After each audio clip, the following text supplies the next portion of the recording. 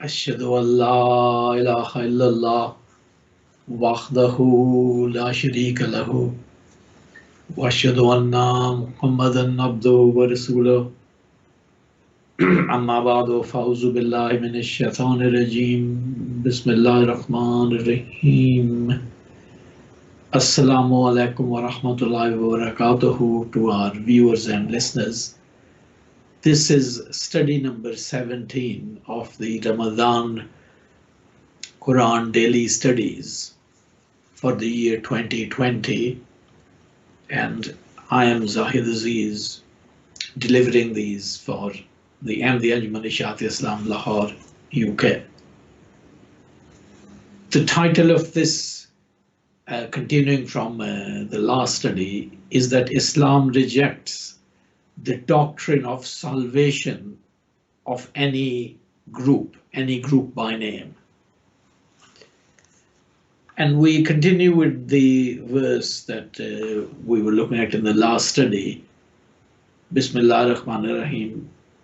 Bala man aslama wajhahu lillahi wa huwa muhsinun falahu ajruhu inda rabbihi wala khawfun alayhim wala hum yahzanun, which translates as, no, whoever submits himself entirely to Allah and he is the doer of good to others, he has his reward from his Lord, and there is no fear for such people, nor shall they grieve.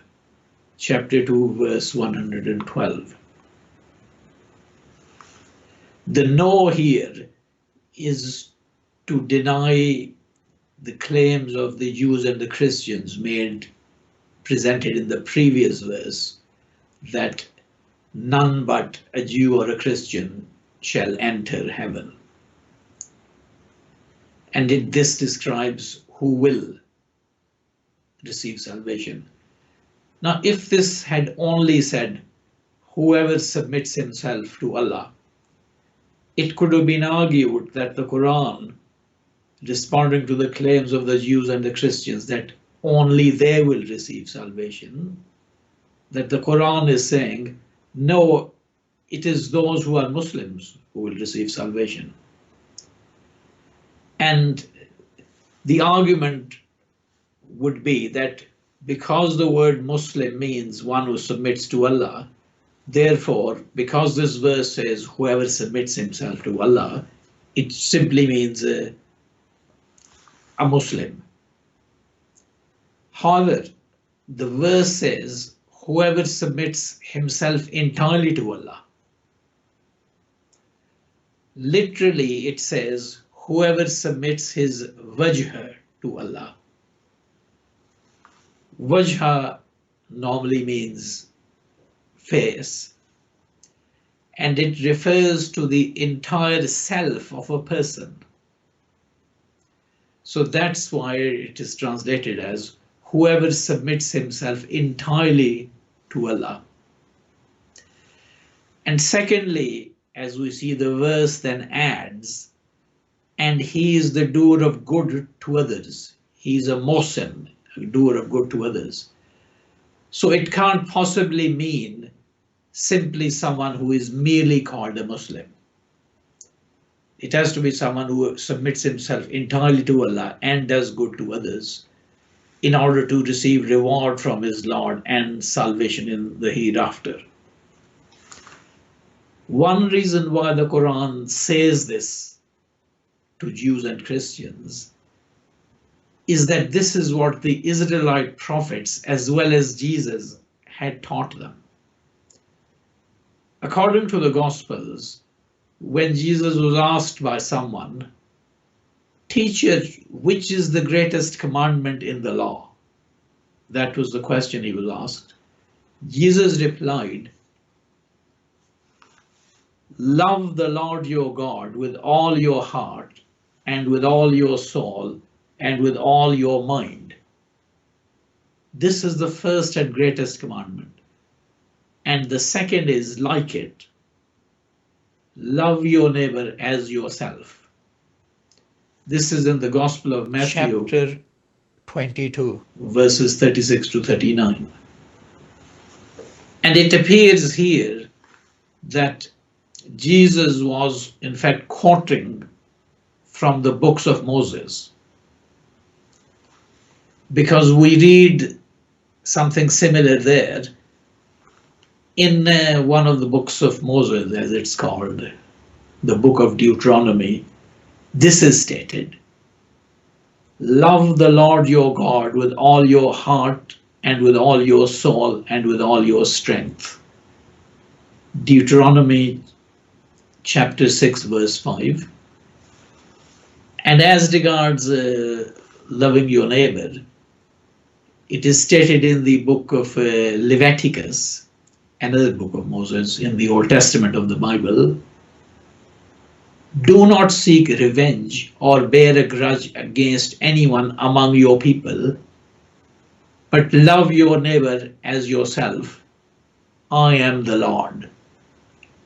Book of Leviticus, chapter 19, verse 18. Now, if you compare these with this verse of the Holy Quran, which I quoted at the beginning of this study, then what that verse calls submitting yourself entirely to Allah, it is the same as what is called in the Gospels and in the Old Testament here as loving God with all your heart and all your soul and all your mind and all your strength. That is the same as submitting yourself wholeheartedly, entirely to Allah. And being a doer of good to others, Mohsin, mentioned in the verse of the Quran, is the same as loving your neighbor as yourself, as mentioned in the Bible. Therefore, in this verse, the Quran reminds the Jews and the Christians of what their prophets and founders had taught as the core and crux of religion. That's what certainly Jesus taught it as the greatest commandment, and then the commandment next to it, as the core and crux of religion.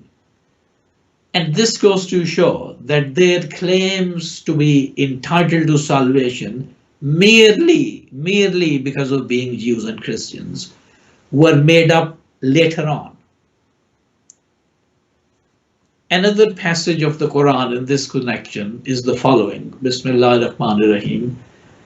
Laysa bi amaniyikum wala amani ahlil kitab man ya'mal su'an yujza bihi wala yajid lahu min dunillahi waliyyan wala nasira wa man ya'mal min as-salihati min zakarin unsa wa huwa mu'minun fa ulaika yadkhuluna al-jannah wala yuzlamuna nakira, which translates as, it will not be in accordance with your vain desires, nor the vain desires of the people of the book. Whoever does evil will be recompensed for it and will not find for himself besides Allah any friend or any helper. And whoever does good deeds, whether male or female, and is a believer, these will enter the garden and they will not be dealt with unjustly in the least. This is chapter 4 of the Holy Quran, verses 123 and 124. And what it says here is that salvation is not attained according to anyone's wishful or idle thinking. Whether it is you, in other words, Muslims, it says it will not be in accordance with your vain desires. That means Muslims. Whether it is you, Muslims, or the followers of the earlier scriptures, as it says here, nor the vain desires of the people of the book.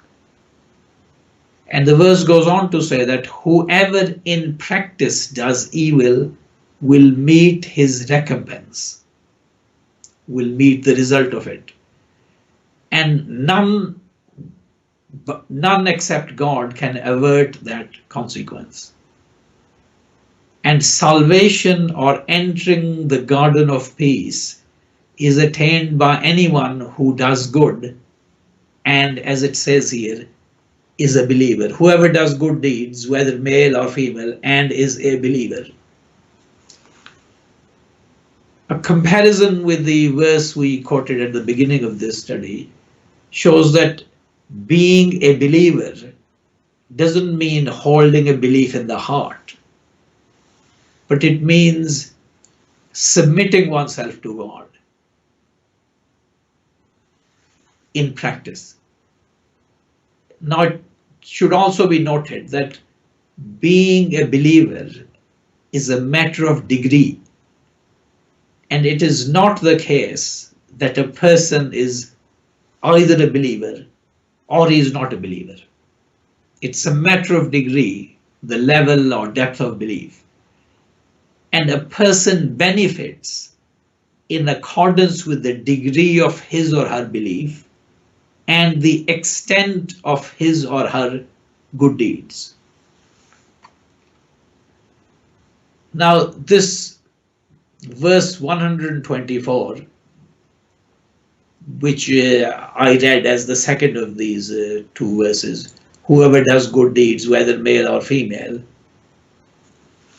it categorically adds that no distinction is made between the male and the female in the granting of reward.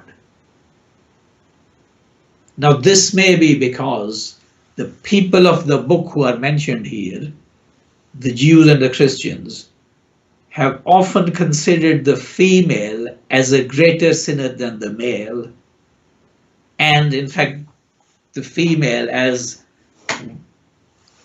the one which entices the male away from the wrong path. And this is due to the story of Adam and Eve in the Bible. Eve is represented there as leading Adam to commit sin. And so it's considered that they symbolize man and woman leads man, the female leads the male to commit sin. But according to the Quran here, no distinction is made between the male and the female in the granting of reward.